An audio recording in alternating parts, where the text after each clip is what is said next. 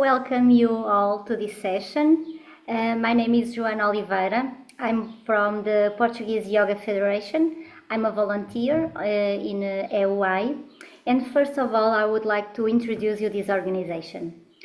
The European Union of Yoga was founded in 1971 by Gerard Blitz and Andrea van Lisbeth. It is EUI's mission to be an outstanding organization, promoting and protecting the essence and authority of the teachings of yoga, as well as upholding the spiritual maturity of yoga training in Europe. Today it consists of 23 federations across 14 countries. Every year, EUI organizes a yoga congress in Zinal, Switzerland, in August. I invite you to check the EUI website for further information and to start to plan your visit to Zinal. This year, the theme is Abhyasa and Vairagya.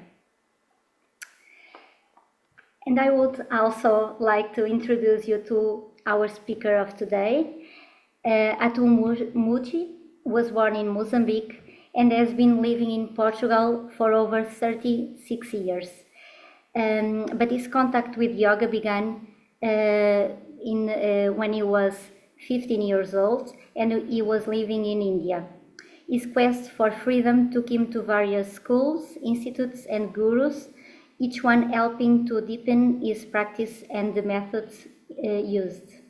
Atul followed Sivananda Yoga teacher training in England and complemented his searching with holistic therapy, mainly through Ayurvedic and Thai massage. He has been twice in Zinal Congress, invited by the Portuguese Yoga Federation. He has two books, one on mudras and another one on pranayama. And he is also teaching online classes in English. So for further information, you can talk with Atul after this conference. So I'll welcome you all to this session, and I leave the stage to Atul. Thank you very much for being with us. Thank you, Joana.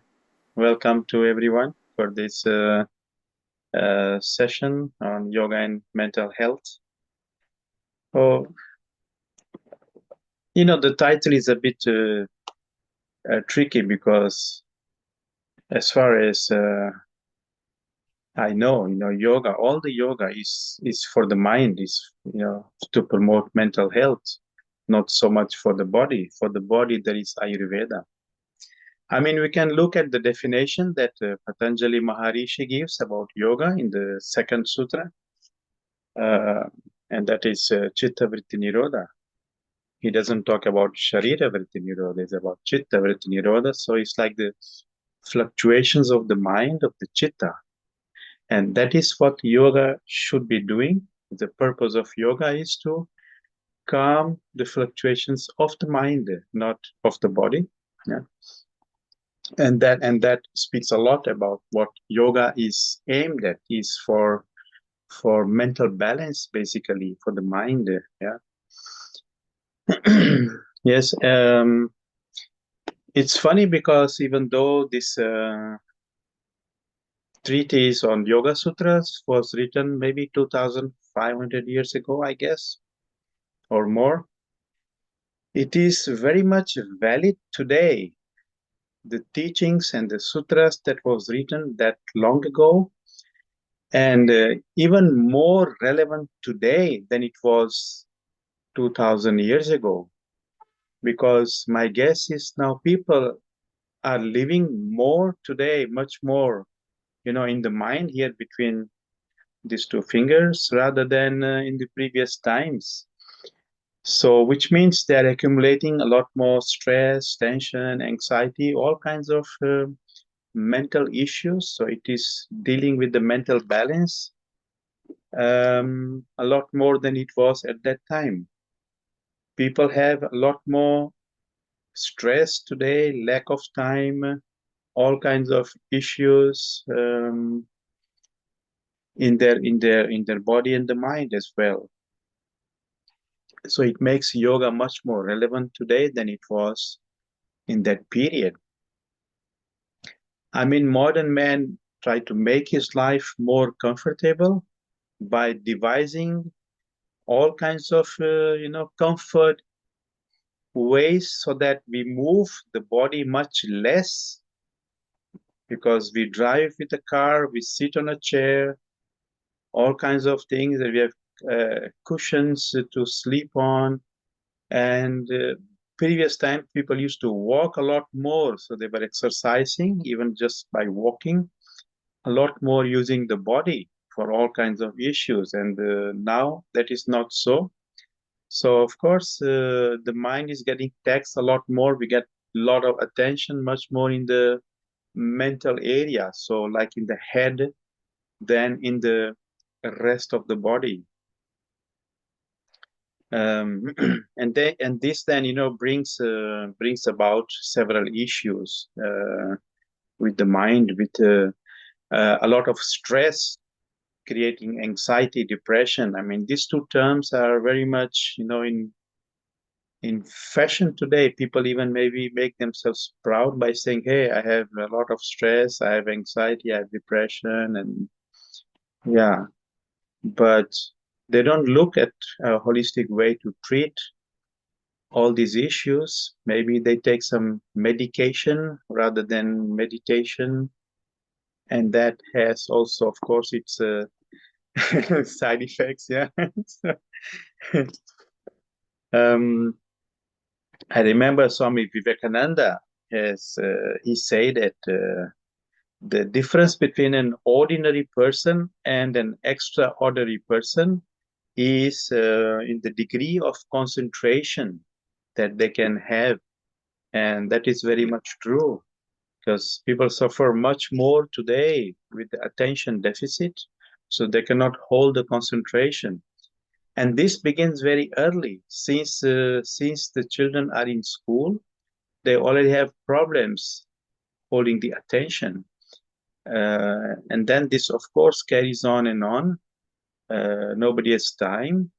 And then with the social media that we spend a lot of time, I don't know, maybe 5, 6 hours a day, or maybe some people even more, are dedicated to the social media. So the time that could be used for your own wellness, your mental balance, maybe some physical activity is consumed by the social media time. Yeah. And of course, this is where the yoga comes in. How can we use yoga to interfere here and restore the mental balance of the people? What is the interaction between them? So yoga can work in different aspects. Um, we can start by talking about little bit about asanas.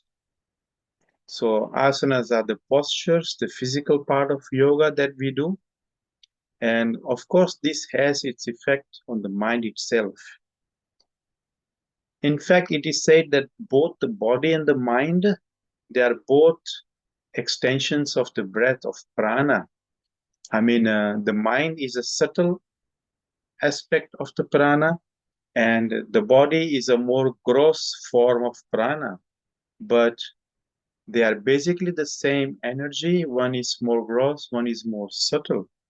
So you have body, breath, and the mind, or rather the prana, the body, the prana, and the mind. And yoga has a complete solution for all kinds of issues related to the whole body mind integrated human being. So we can look a little bit about various aspects. We can start with talking a bit about asana, how they will help to bring some balance and stability in the mind through the body itself. Yeah. So what do we do basically when we do a session of asanas? Um, we can see that we do a lot of stretching, twisting, bending. This work a lot on the joints, and this also is very important. to keep the energy flowing, because when the energy is blocked, it is mainly in the joints, and that this creates a lot of problems, especially with advancing age. And yoga has a special branch that deals only with the work on the joints, actually. So this is very crucial, very important.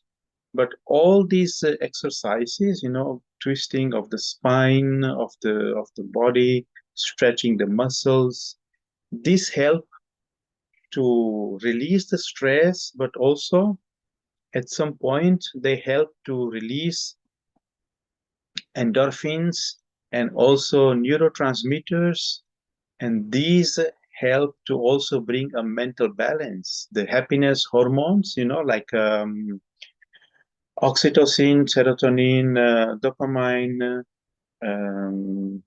and then you have the hormones like GABA and the other another one is there as well, and they help to curb the release of the hormones that create anxiety and depression, and also they promote happiness, the happiness state of happiness through the different neurotransmitters that we have, and these are released through the asanas, and especially when we hold the posture and asana, they help a lot more to promote the release of these substances into the bloodstream. And this has a very deep effect and provide a relaxation to the whole body and the mind as well, not just to the body, but especially in the mind also. Yeah. And then we have, the next stage would be the pranayama that deals especially with a lot of breathing exercises. And these especially promote deep breathing, first of all. And when you deepen your breath, it helps basically to help to protect the body against diseases. So deep breathing is very important. And when we make a deep breathing and abdominal breathing, it also creates a relaxation effect and activates the parasympathetic nervous system, and also it improves the vagal tone. So because it stimulates the vagus nerve. So this is very, very important effects that you have with different kinds of pranayama. Normally, a human being, they breathe 15 to 18 times per minute, sometimes maybe 20. But when you do some pranayama exercises, you reduce to maybe 5 breaths a minute, maybe even 3 breaths a minute. It becomes very slow. And the moment the rate of breathing reduces to less than 6 breaths a minute, it starts to kick in the parasympathetic nervous system, and this also improves the vagus nerve. So it's a very, very deep effect that this can have on the mind, on the nervous system, especially also. And sometimes posture, like I forgot to mention in the asanas, that if you do a simple asana like Paschimottanasana, which is just a forward bending while you're sitting down, and you hold it for 2 or 3 minutes, it's very important and very effective to relax the nervous system. It promotes better sleep because, yes, sleeping is a very big issue nowadays as well. So it helps a person to sleep better. And coming back to pranayama, there are specific pranayamas. I mean, the whole paraphernalia of pranayama is good for that. But specifically, if you do, for example, Brahmari pranayama, which is the humming bee breath, very useful, very effective to promote sleep, mental balance, relaxation, and the humming sound that is created when we do the Brahmari pranayama, is known to increase also the production of nitric oxide. Now, nitric oxide is present in very small, minute quantities, especially in the sinus cavities. So you say here and here in this side. And they are useful because when we breathe through the nose, not through the mouth, when we breathe normally through the nose, small quantity of nitric oxide is joined in the air that goes into the lungs, and they are useful because first of all they act as a vasodilator, so they help to expand the, the blood vessels where the exchange of gases takes place, so mainly between oxygen and carbon dioxide. Plus it also acts as it has an antiviral function. So it is normal that when we breathe, we also breathe viruses because they are present in the air. But the nitric oxide helps to eliminate these viruses from the lungs so that we do not get an infection. So, but if a person suffers from issues like sinusitis and they're blocked in the sinus passages, then there is not enough quantity of nitric oxide, and this is what, and then this causes the infections that we get, the breathing infections. So when we do any kind of humming breathing, it can be a simple om chanting as well, because om chanting also has the vibration, and this also promotes the increase of nitric oxide. And it has been found that this increase is up to 15 times more, So it's very, very effective. If you do even as little as 10 rounds of this Brahmari pranayama or just Om chanting, it is found that it increases by 15 times the amount of nitric oxide in the sinus cavities in the body. It's very, very effective. Of course, if you have enough time and you can do like for 10 minutes chanting of Om, or sit for Brahmari for 10 minutes, then it's, of course, it's wonderful. It's wonderful. But at least like 10 rounds, which may take 2 or 3 minutes, would be very effective. In fact, I was going to propose we should try a little bit this Brahmari pranayama, just maybe 3 rounds, to feel a little bit the effect. So should we do this now? Okay. So just sit. If you can, have your back straight, much better. So we will do 3 rounds of the Brahmari pranayama. So let's just take a deep breath first and exhale. And now we will begin. Inhale.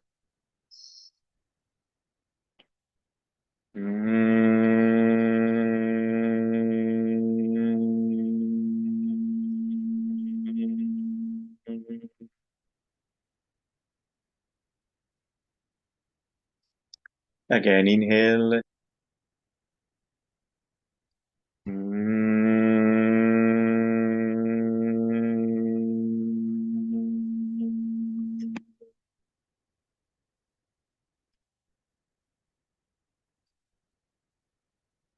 Last one, inhale.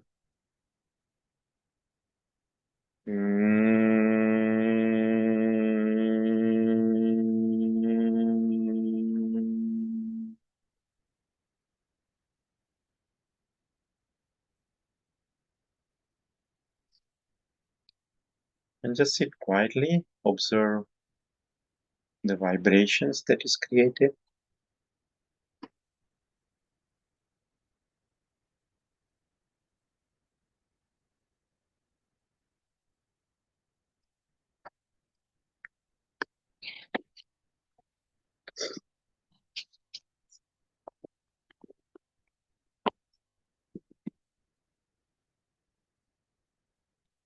Okay, you can gently open your eyes.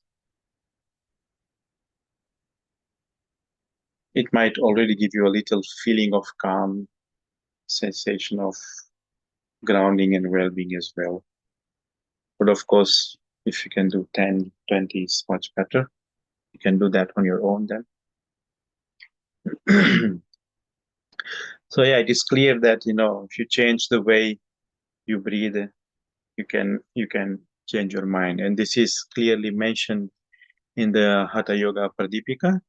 So this relation between the mind and the breath was known for thousands of years by the yogis.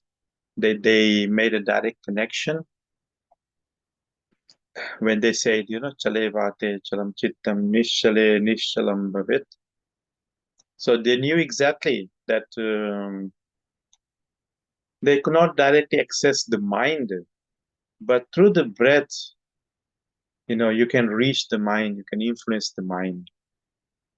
So this is how they tricked and used to have control of the mind. So because that is what is important, what is required is control over the mind.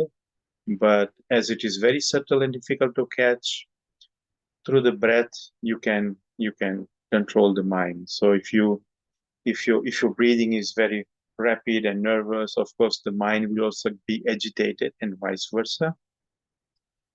So if you can calm the mind and take some deep breaths, slow down the breathing, then of course the mind will also become quiet. Yeah. And this is the main effect of slowing down the breaths. Yeah. Also, of course, by the fact that there is an increase of prana when you do that. We can, of course, absorb prana from different sources, from water, from sunlight, from food, but the main source would be through the breath, through the air itself. So, and this way we can, and prana, as you know, is the vital force, the vital energy. It is the battery of life that keeps us alive. So a low level of prana means, it's just like the mobile phone. When the battery goes down, we need to recharge it. So same here, we need to recharge our pranic battery. And for this, yes, we have a lot of ways in yoga to do this. Yeah.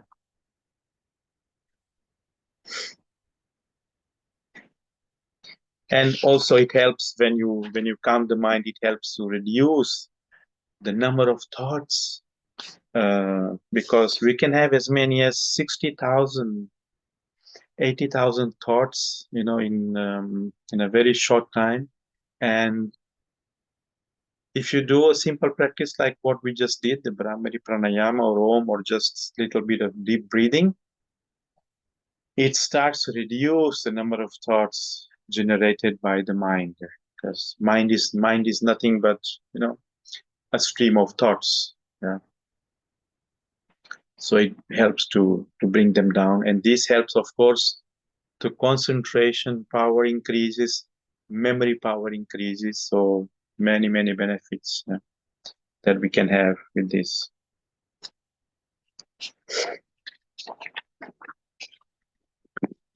A lot of issues we can consider that can be said to uh, you know um, spoil the mental balance. Yeah. So mental health, fear is one emotion that can um, yeah, really affect our mental stability. Then sadness, for example, as well. Why, if you feel sad, it means there is some mental health issue here. Loss of appetite, for example, or even overeating. Comfort food. Sometimes we go for it when we have some emotional issues.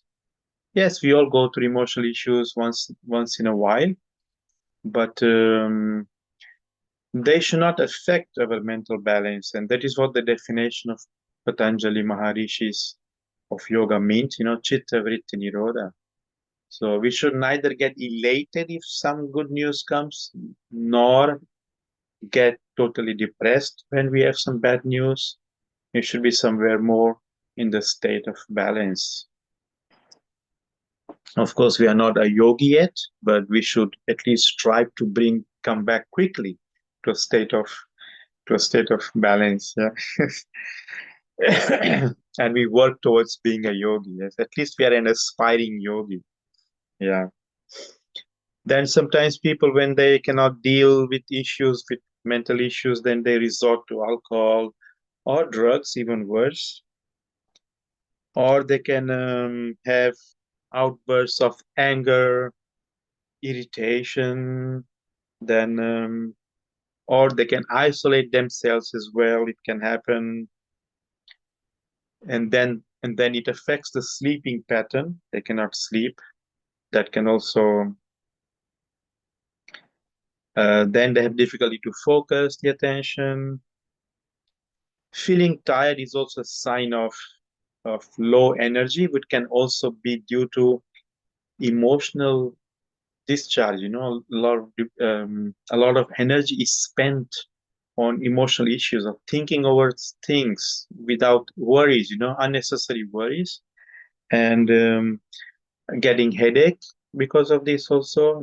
People get constant headaches like migraine attacks, and this happens only when there is some disturbance in the mental balance. So all these the yoga tools help to yeah to bring the mind into balance. Then we can have, when we have levels of stress, high levels of stress, then there is a lot of cortisol in the blood, and that is where the relaxation that we have in a yoga session in the end, for example, when we do shavasana, or it can be a longer session of yoga nidra, for example, where we put the body in complete rest, total relaxation, the muscles, everything, no effort whatsoever. And this helps to regain and regenerate all the cells in the body. So, and this is very important. And that is why after a yoga session, you feel fresh, you feel refreshed.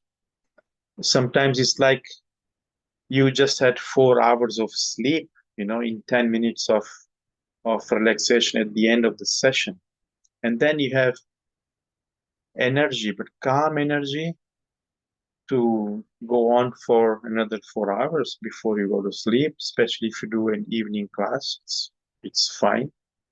It's not like an anxious energy. It's like a calm energy that we have. So it is what we call as a sattvic state of mind. If you know about the sattva, rajas, and tamas, is what it means. So what happens, for example, other effects of stress that come, especially in the young people, in the older people as well. Um, the stress brings, like increases in the heart rate, and the blood pressure also increases, making it more difficult for the blood to pump. The breathing rate changes as well. And of course, then this increases the levels of cortisol. So by doing yoga, it brings down the blood pressure levels. Then resting heart, the rate will be much more calm, and it helps to reduce the levels of cortisol and also GABA, which promote anxiety and depression. And of course, the rate of respiration is much lower. Okay, maybe less than 15, maybe 12. And then it promotes deeper breathing, so more abdominal breathing as well. When you are relaxed, it should be more like lower down and not so much high up here. Like this is more anxious breathing when we breathe through the chest. Yeah. So let me see what we can.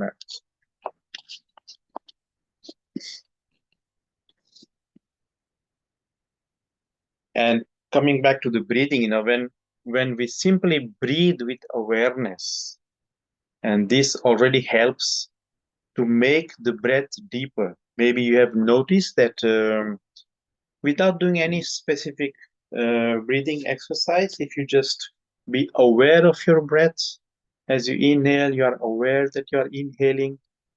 When you exhale, you are aware that you are exhaling.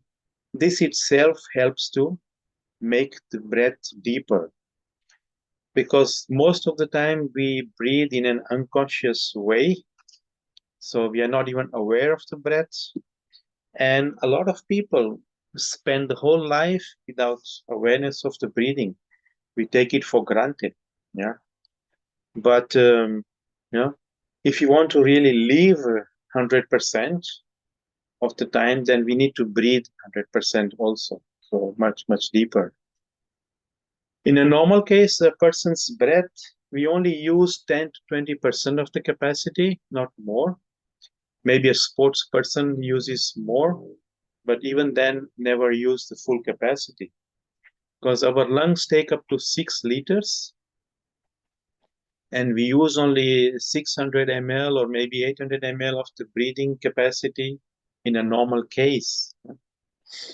So we breathe very less. And when we promote deep breathing, also maybe we increase to 50%, which is already a lot, and it's very good, the breath that we can make. Yeah. And this of course has all the effect on the parasympathetic nervous system, to reduce the levels of cortisol. It starts to relax the adrenal glands as well, brings the heart rate. So all the mental issues, the various systems in the body, they are brought to balance. So this is very important. So we keep a calm state of mind. We don't get nervous. Yeah. I heard this story long time back. I don't know who it was, but some Indian statesman, maybe he was a previous prime minister, I'm not sure. He was giving a lecture. Suddenly somebody comes to him and hands him over a telegram piece of paper. In the old times, it was telegram. So he looks at it and he puts in the pocket and he keeps talking without interrupting his speech, without losing control of what he was saying, nothing. So he spoke for until the end of his lecture. And then afterwards, somebody his close associate asked him, like, hey, what was the news, the telegram that you received? And he says, so it was just news that my father died. So, and this is the mark of a true yogi, what we were talking about, that he got, such strong news, and still he continued to do what he was doing without interrupting, not getting, affected by the news. And this is what, Patanjali is talking about, Chitta Vritti Nirodha. So that keeping your mental balance. So he was actually, practicing yoga in this state.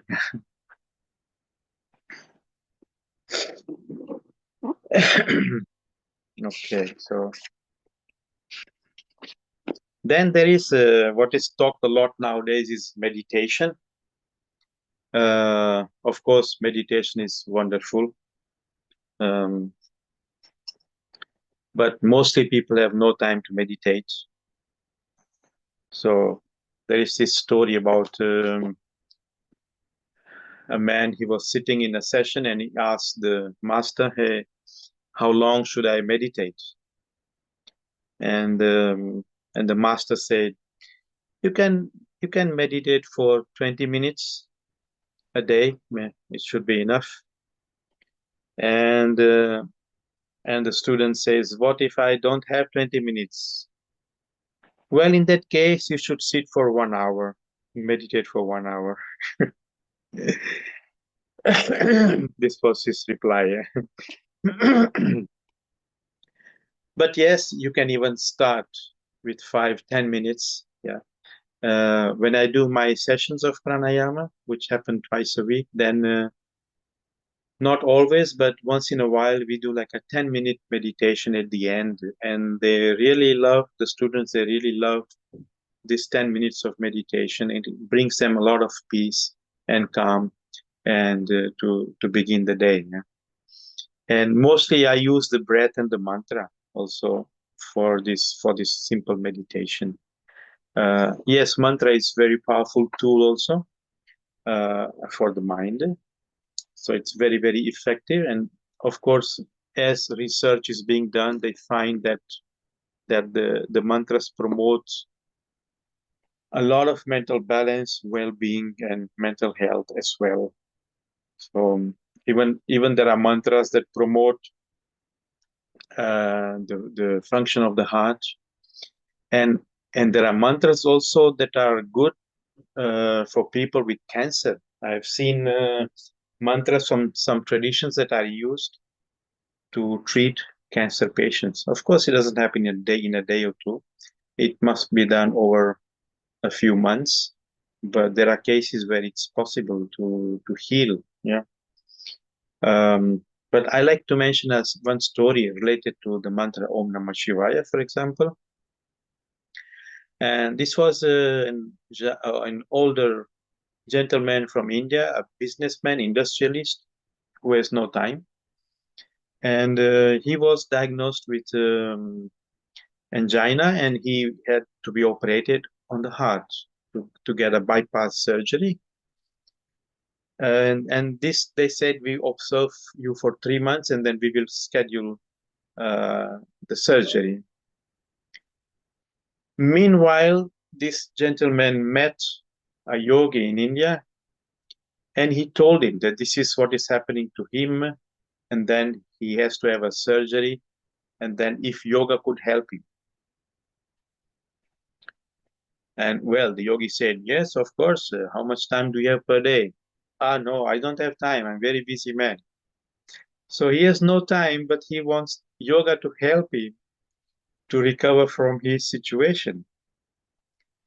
Anyway, this yogi was also very smart. So he said, so what's your daily routine? What do you do when you wake up, for example?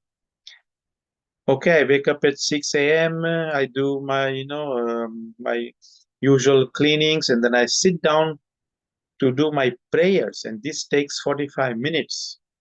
So he had a whole ritual where he would have a lot of prayers to the Hindu gods that he's connected with. And so the yogi said, okay, let's do one thing. While you do these morning prayers, you chant Om Namah Shivaya, mantra that he was connected to also, this man. For 10 minutes, you chant this mantra. Just 10 minutes. He said, oh yes, this is possible. I can do that. Because, it fitted well into his schedule daily. So he started doing this.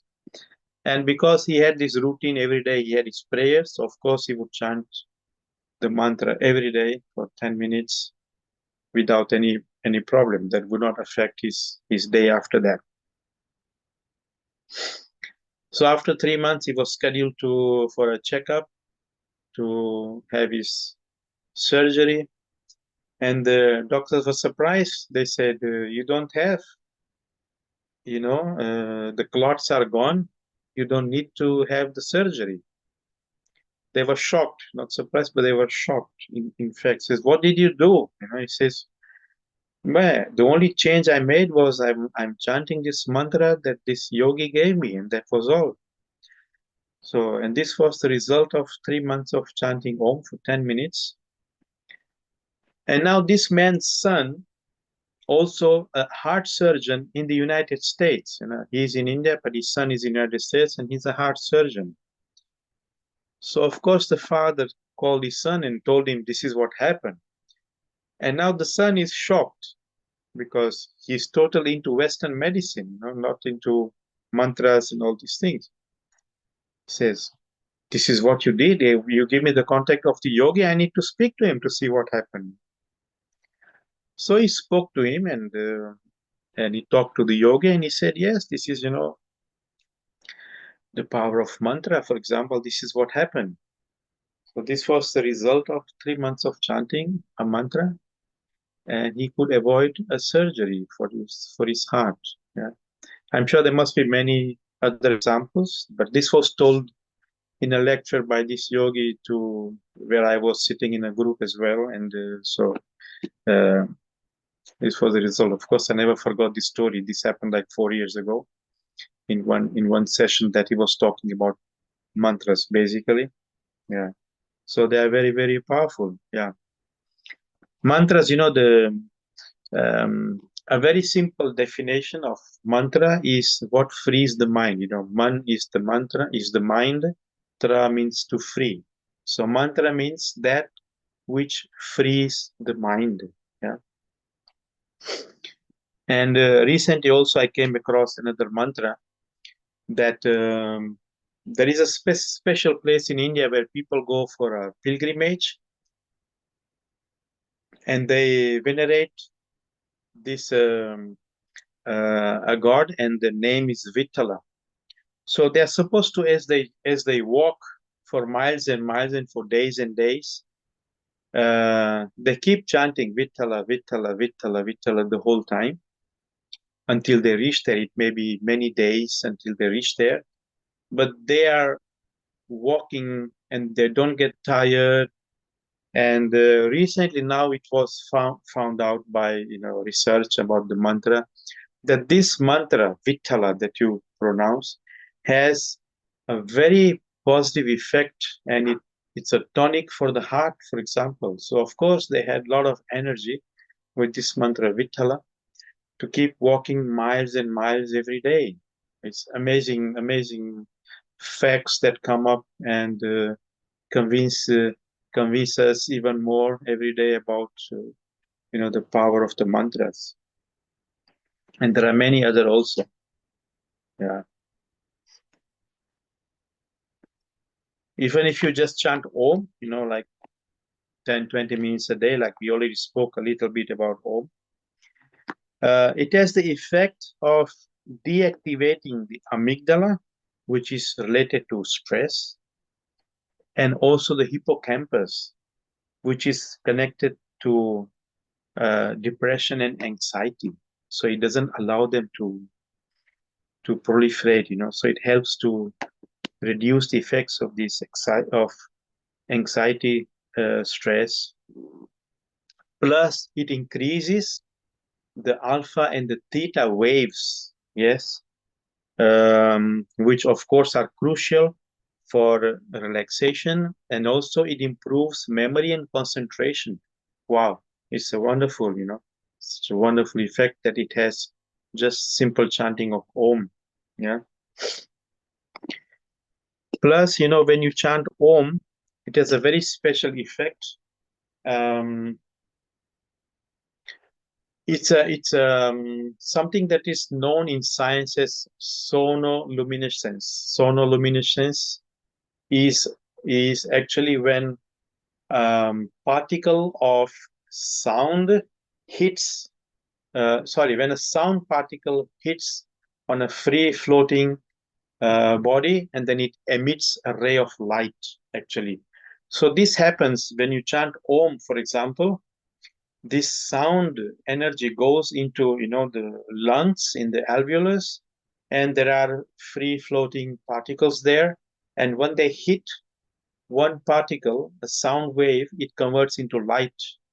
So they are transferring the sound energy into light energy, and the effect of this is it has a very energizing effect when you chant Om for 10-20 minutes. It's a wonderful effect that it has. Yeah. So it has very good for attention, for regulation, for concentration, improve memory also. Yeah. Uh, I think they have done this in schools also. A lot of um, exercises, especially with the children who cannot hold the attention, who have no memory, with small sessions of chanting Om regularly with a control group, and they found within 3 months they have wonderful results in their exams as well. Yeah. There is a special mudra also to improve the memory and concentration, and that is Jnana mudra. So it's just joining the thumb and the index finger, and then you sit for a few minutes, and this has a wonderful effect on memory and concentration. So I suggest you just bring your hands into Jnana mudra and just sit for 2 minutes. Focus on your breathing.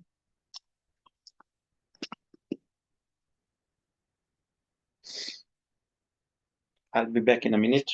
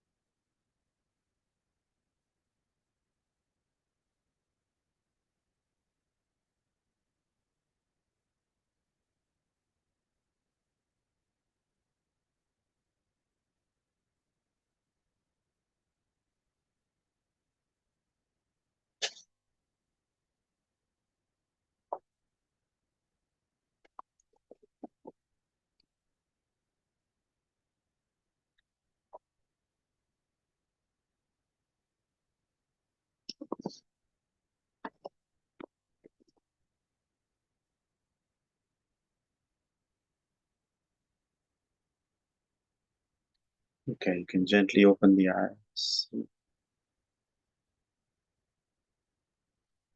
Ideally, if you can, for 5 minutes every day, just do this, the mudra, the Jnana mudra, and sit for a few minutes. You can also keep your attention on your breathing. It's a wonderful, wonderful effect on the mind. Very good for balancing and improving memory as well.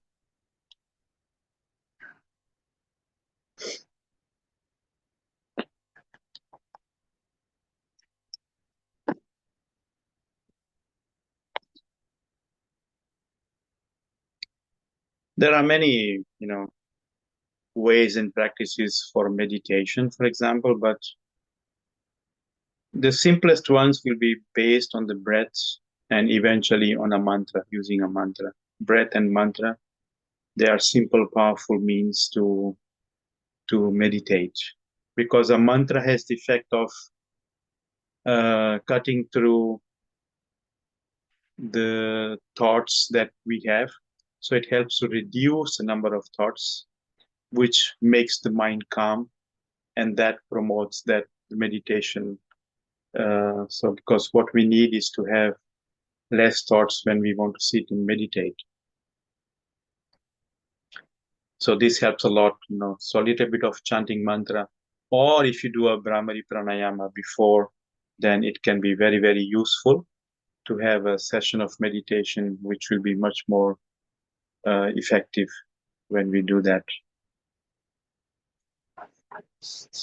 The mantra also activates the prefrontal cortex of the brain, which is the area here in the front.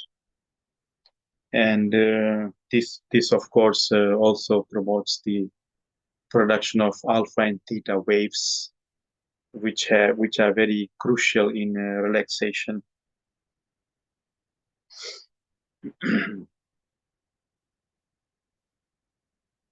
So it's not very difficult to find simple ways to bring mental balance to your life. I'm accompanying a patient right now who has some issues with anxiety, and he cannot sleep, and Of course, he's accompanied by a doctor, probably a psychiatrist, who now wanted him to take melatonin medication. But he asked me, what should he do? So I said, okay, first you try just meditation, with some Brahmari pranayama before, which will not be, and then see what happens if you can sleep better in a week or two. But if not, then you can of course go for the medication. But at least we try to that he doesn't take so much medicine because he's already taking some stuff already for his depression and anxiety that he has. But yeah, we try what we can.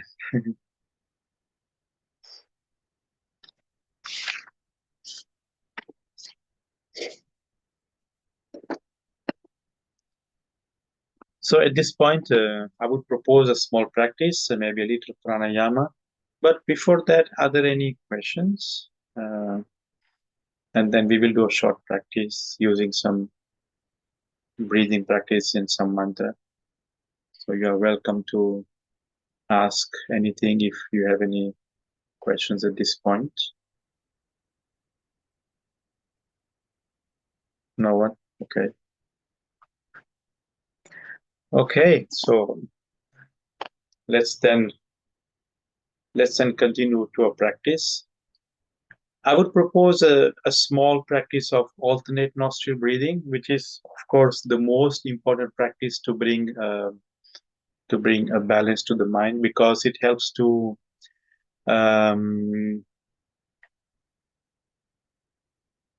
bring a balance between the left and the right brain. Because we have two brains, and when we do alternate breathing, it's very, very important for bringing both sides of the brain into balance because we tend to use a lot more the left brain, which is our logical side.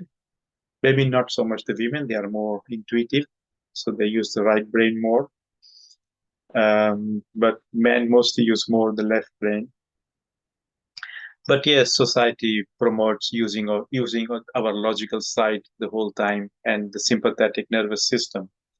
So it's good to balance that with a little bit of right brain activity as well. Yeah, and yes, you feel much lighter. So we will do a very simple practice. We will just inhale through one side, one nostril, and then exhale through the other nostril, and then inhale through the second nostril, exhaling from the first nostril. So what we can do is we are using only the right hand to do this. Let's bring the left hand into Vayu Mudra. Vayu Mudra means, the index finger is folded, and then you hold it with the thumb. Can you see this? Yeah. So index finger is folded and then hold it with the thumb. And this is known as Vayu Mudra. It helps to control the air element. Yeah. Air element is connected with the mind. So it's very helpful to keep it in check while we do breathing practices. It's also good if you do meditation, especially if you have problem focusing the mind. So bring the left hand on the left knee, and then with the right hand, we are using the thumb and the ring finger to close the nostrils when we need to. Yeah. So you can start now. Start from the left nostril and then just inhale gently, exhale gently. You can keep the same ratio if you like, no issue. Or you can make exhalation a bit longer. So let's say if you inhale for 5 seconds and you can exhale for 5 also, or you can extend to 6, 7, 8 seconds. Yeah, will be even good if you can make it a bit longer. Okay, so you can begin now. I'll tell you when to stop. You can close your eyes while you do this.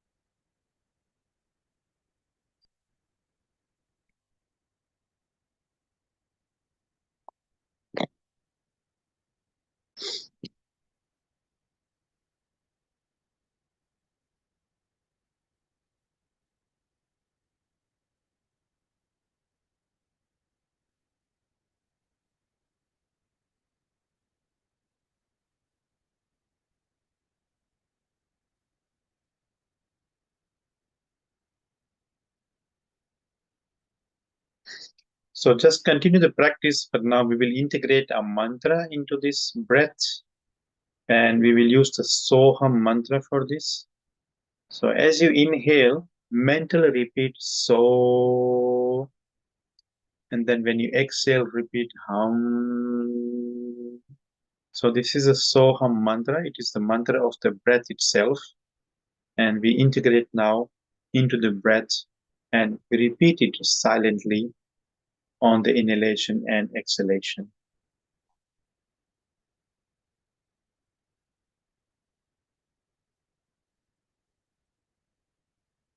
We will do this for 2 minutes more.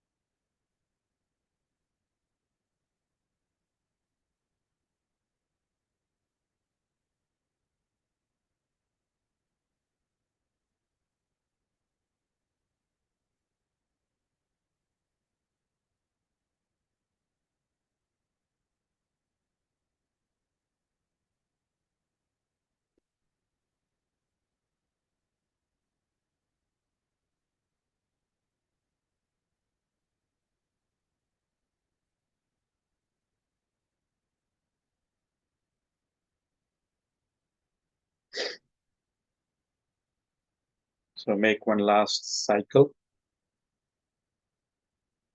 and you finish after you exhale from the left.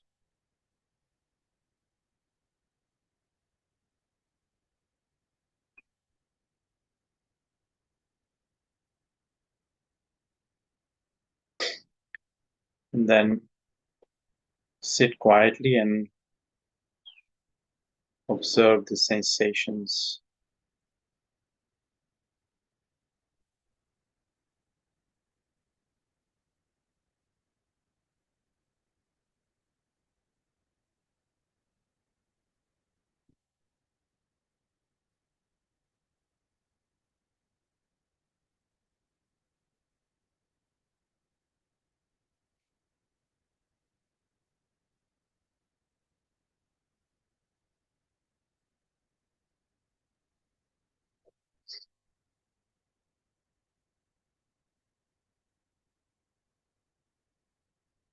And when you wish, you can gently open the eyes.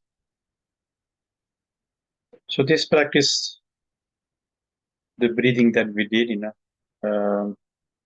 should be done for at least 4 minutes to have some effect in the body, not less than that. You can do more, of course, but not less than 4 minutes, then it's effective.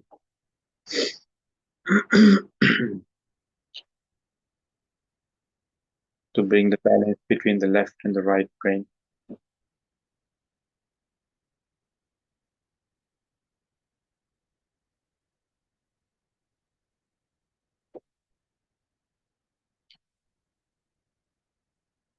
Okay. So yes, to resume, yoga has such deep effects on the mind, on the mental health. As I said in the very beginning, yoga is for the mind. Yeah.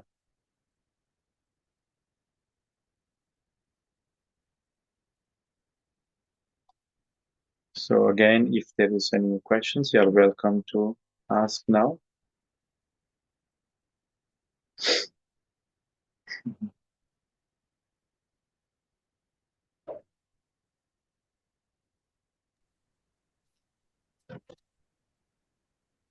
No, everybody seems to be happy. Yes. Yeah, sorry, I have a question. Can you hear me? Can you speak up a bit louder? Yes, sorry. Can you hear me now? Yes, it's better. Okay. You've been mentioning deep breathing. Yeah. And I've been reading a bit about deep breathing. What do you actually mean by deep breathing?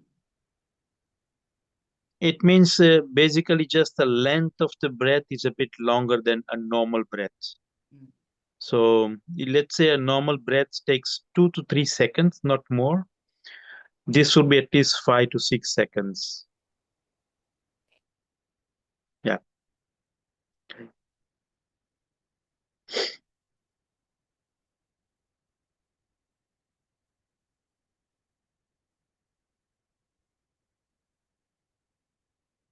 And recently I read about when you do deep breathing, it also prevents cancer because the doctor said that cancer is because oxygen is not reaching the cells. So that if you do deep breathing on a normal basis, on a regular basis, then it prevents any kind of cancer to set into the body. Just as a side note.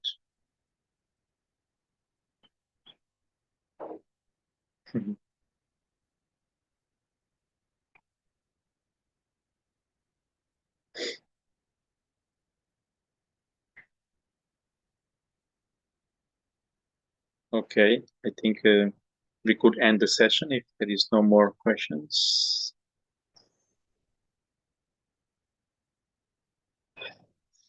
Thank you very much for your presence and listening to me. If you need any more information, even about the online classes that I do on pranayama,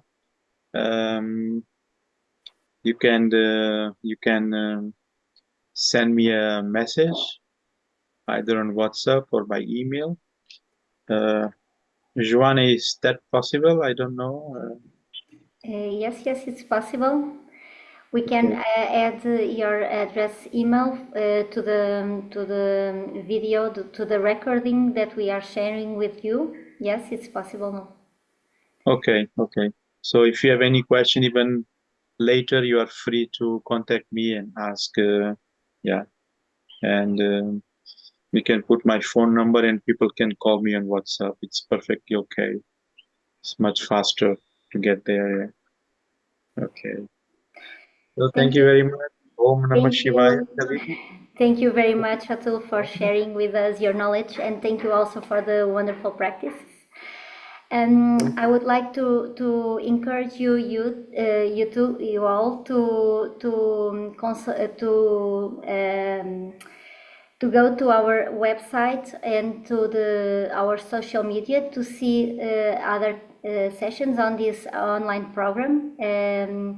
And you have also the possibility to donate to the program if you want. In the website, you will find a button to that. And I would like to thank you all and thank you very much, Atul, for this session. Om Namah Shivaya. Thank you. Namaste.